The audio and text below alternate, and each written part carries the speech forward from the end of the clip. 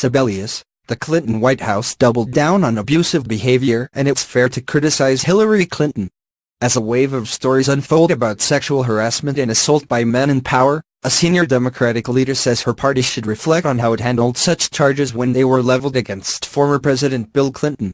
Not only did people look the other way, but they went after the women who came forward and accused him, says Kathleen Sebelius, the former Secretary of Health and Human Services and Kansas governor. And so it doubled down on not only bad behavior but abusive behavior. And then people attacked the victims.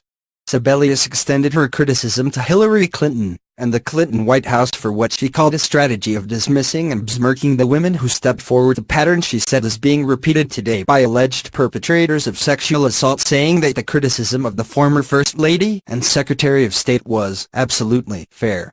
Sebelius noted that the Clinton administration's response was being imitated, adding that you can watch that same pattern repeat. It needs to end. It needs to be over. The comments came during a conversation with David Axelrod on the latest episode of The X-Files, a podcast produced by the University of Chicago Institute of Politics and CNN. While Sebelius was critical of both Clintons, she questioned whether the impeachment pursued by Republicans in Congress was the appropriate vehicle for addressing his transgressions. Sebelius also refused to take a position on whether Senator Al Franken, a Democrat, should step down in response to allegations of groping.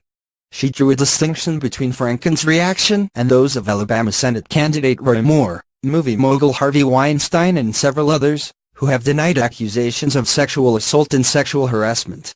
Franken has done something different than some of the other males involved, she said. He first of all admitted behavior and apologized, but immediately asked for an ethics investigation on himself. The others, she said, have followed a very different path, and it's a path that looks a lot more like what Bill Clinton did.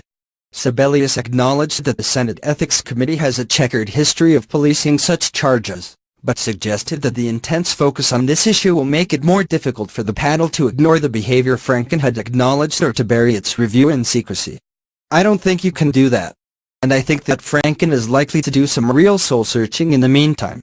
Recalling her own experiences in and around Kansas government decades ago, Sebelius, a former lobbyist and legislator, said she was saddened that the abusive behavior toward women she saw then is still pervasive today.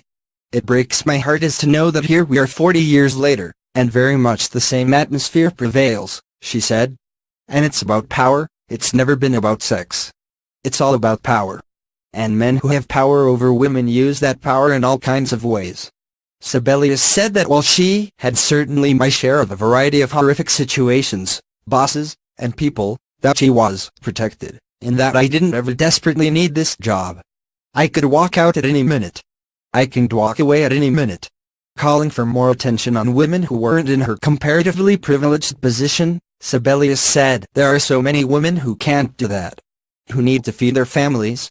Who need to be quiet, because they are desperate for the work that they have, and that needs to be blown up.